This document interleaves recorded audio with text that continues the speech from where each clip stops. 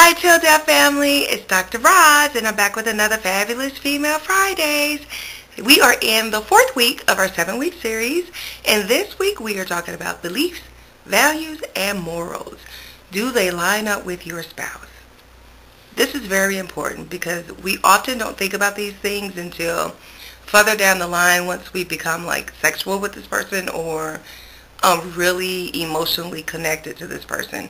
And then, and I'm saying this for women because I know we do this all the time, then, we get this guy who we're like head over in lust with, and, he may have like one value that, that we may consider like, oh, he said he would go to church. Not that he's actually going to church with you, but he said he'll go to church with you. Now, that has nothing to do with his spiritual grounding, but, we get excited if we can get a man to go to church with us.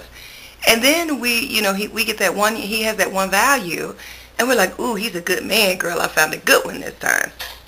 It happens. Let's just be real. You and I both know. Let's be real. The reality is that we find these people and we then try to change them when their values and beliefs and morals do not line up with ours. Now, the problem with that is that when you're trying to change someone for you, it's never going to work. If that person does not want to change for themselves, then, or you can love that, you can't love a person then to change. You can love and do whatever you want to for this person, but until they make the decision that whatever it is that they're doing is not appropriate, these people are not going to change. Plain and simple. I don't care how much you do for them. I don't care how much you love them. I don't care how much you hold them down, as we like to say. They're not going to change until they want to do it themselves.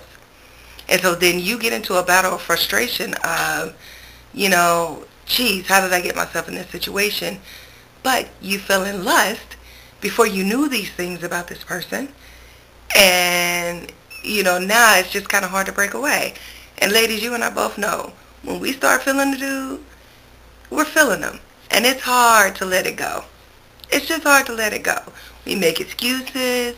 We put on blinders as if we don't see it, and all in all, it's going to just explode in our face one day. Because if it's not something that really lines up with you, then it's always going to be a source of contention in your relationship. And so someone is going to have to be the hero in the relationship. And since it's you, the person that's on the moralistic side or the value side of what's appropriate, then you're going to be trying to force that other person to change. And that person may not necessarily see anything wrong with what they are doing. And so now they look at you as you telling them that they're not good enough for you. And so then at that point, all kinds of stuff can happen at that point. That's when I promise you, that's when you're going to have the cheating. That's when you're going to have like all the craziness that could take place in a relationship. So my advice to you, first thing, before you become intimate and sexual with someone, you need to get to know them and their family. You need to see where people come from. You need to know if their family has some issues going on. You need to know about all that. You shouldn't be walking into a marriage and then you get this new family and it's a big surprise that they all got ridiculous issues. Now, we all have issues, but they got serious issues that's now infringing in your marriage. You should know about all these things way before you get to the point to where you say, yes, I will accept your engagement. You need to know what you're getting yourself into, and you have to make a decision on, can I honestly deal with this for the rest of my life? And if you know that you can't, then now you have a decision to make. Do I stay with this, or do I try to get my spouse to understand where I'm coming from and, basically ask him to alienate his family? Now, you don't want to put anyone in that type of situation. So you need to know what you're getting yourself into before you say, I do, or I accept in terms of the engagement. So get to know the family. Secondly, understand your spouse's background. Understand the differences between between the two of you. My husband used to tell me all the time, Roz, you want to be dating yourself. Because really had all these crazy conceived notions of what a relationship should look like based off crazy fairy tales and, just the forever and it shouldn't be an issue and I would always start arguments with, but see, I would do this. And he's like, but I'm not you. And that's how you think. And so you really have to be at a point of understanding that, yeah, we're different. And just because we're different, it doesn't mean that it's wrong. It just means that it's different. Now, how are we going to deal with the differences? After about the 10th time of him saying, Roz, you really want to be dating yourself, like it finally clicked. And I was like, yeah, I guess you do have a point. I want somebody I can go shopping with. I want somebody I can, go do crazy stuff with. I just want someone that's going to do these things. Well, if that's the case, then I just need to find a good girlfriend. Not expect that, because a husband really is not going to be able to meet you with all the needs that you have in terms of what you think it should be, because people are different. Now, they may try, bless his heart, my husband does try to go shopping with me, but I see the agony on his face, especially when it's been about 3 or 4 hours, and he's like, seriously, Roz, one more shoe store, or one more this, one more that. He tries, but then it gets me upset, because I'm like, you know what, seriously? Like, if you don't want to be here, you don't have to come. You know how you have that type of attitude. But he's coming because he knows that I want him to come.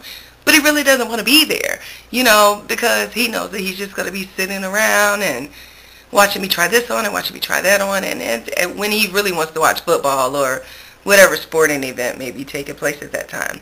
So things like that, you need your girlfriend for it. Now, that's just a very simple example, but it is an example that people will possibly deal with. It doesn't mean that my husband doesn't care about me because he doesn't want to be out shopping with me. He would just rather, and for me in the beginning I was like, wait, you don't want to spend quality time with me? And of course, because women, how we can be. And he's like, no, it's not that at all. It's just like shopping just isn't my thing. I just really don't care to do it, And it's true, when he's shopping, he's in and out. He knows what he wants. He goes in, he gets it, he's done. Like, shopping for him can be a 30-minute ordeal and he's good. Me, not so much. So, even though that's a very simplistic view, it's a real view, and it seems very simplistic, but it was a little source of contention in the beginning of our dating, because I was at the understanding that, oh my gosh, he doesn't want to do anything that I like to do, and he was of the understanding, like, this girl will shop until she drops, and oh my God, can I deal with this for the rest of my life? So, we had to have a conversation about it. But, so the first thing you need to do is check out the family. Secondly, understand the background of the person that you want to have a relationship with. And don't judge. Don't judge. And listen, I am, I had to learn that for myself. You just can't judge differences because not until you understand what's going on. And once you understand, like my husband, bless his heart, my family is very affectionate and very close, and like it would probably drive everybody else crazy how we are. When we first got married, I was like, I have to have every holiday with my family. Like, I can't marry if you don't really understand this. And how selfish is that, right? How really crazy is that? But once he met my family and saw that we are just like this family that's always together. I mean, my family's always together every Sunday for dinner, and I miss out on those things because I'm here in a different state than where my family is. So when he realized just how much I was missing that in my life, he started trying to create those things for me too. So, it's really about just understanding the background of people, and not thinking that it's selfish and not thinking that it's just ridiculous, because he used to tell me, Roz, you have to cut the umbilical cord. And I'm like, I don't understand that. I don't get that. Why do I have to do that? And once he met my family, he's like, oh, okay, so this is what your family does. He's like, you guys are just really, really always together and really, really close.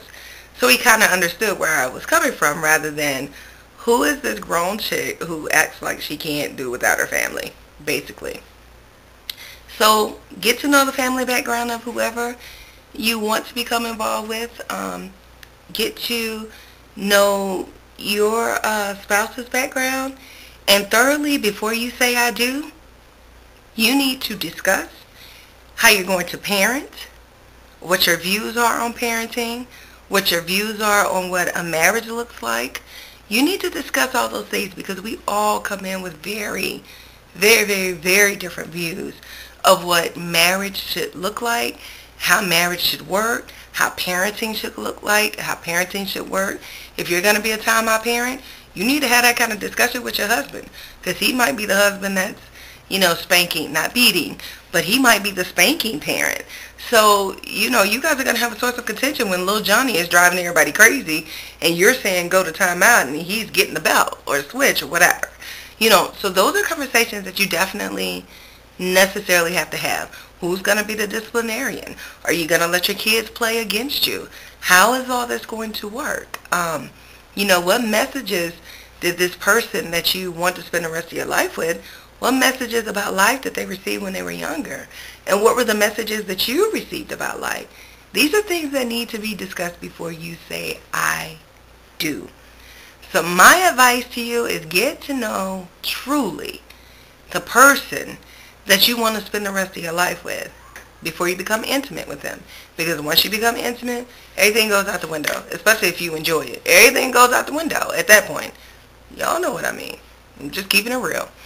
So guys, I hope that, this really sparked something for you. There is truth in being equally yoked. There is truth in it. It takes away the contention. You don't have to fight about, things that you shouldn't have to fight about. So, when you are meeting that person that you want to spend the rest of your life with, just make sure that this person lines up with some of the values, with the majority of the values and belief and moralistic views that you have so that you're not in divorce court the first month after you're married. It happens. I see it all the time. So guys, I hope this was a great way to spend our time. Again, check us out on YouTube. Subscribe to our channel. It's under Till Death Info. Check out our website, tilldeathinfo.com. Again, that's tilldeathinfo.com. If you have questions, hit us up. We will answer your questions. If you have any remarks, talk back to us. We love feedback. We love, love, love feedback.